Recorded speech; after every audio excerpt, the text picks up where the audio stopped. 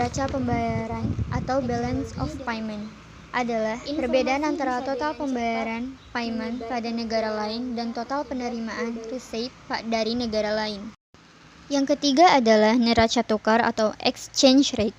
Setiap negara memiliki uang sendiri, sehingga jika terjadi perdagangan antar negara, maka uang tersebut harus dikonversikan ke dalam mata uang negara lain.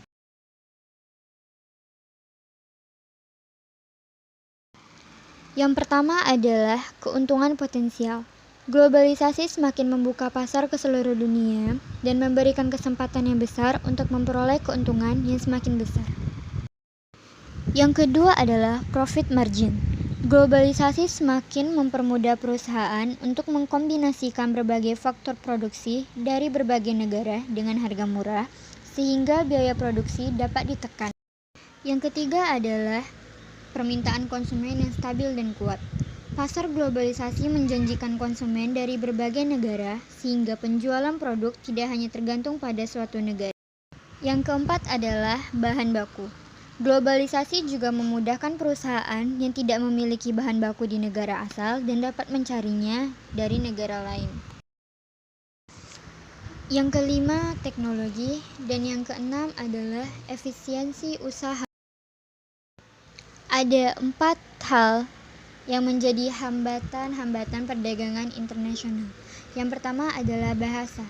Yang kedua adalah budaya atau adat, di mana setiap negara memiliki kebudayaannya tersendiri yang pasti berbeda dengan budaya dari negara asal.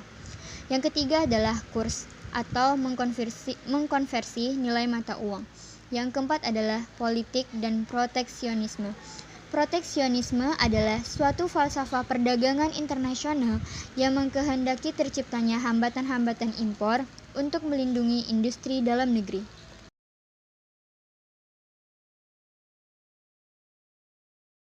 Ada 4 lembaga internasional. Yang pertama adalah The World Bank atau Bank Dunia, di mana bank tersebut memberikan pinjaman untuk mengatasi utang negara maju, memberikan pinjaman lunak pada negara yang menurunkan hambatan perdagangan, dan memberikan fasilitas bagi swasta.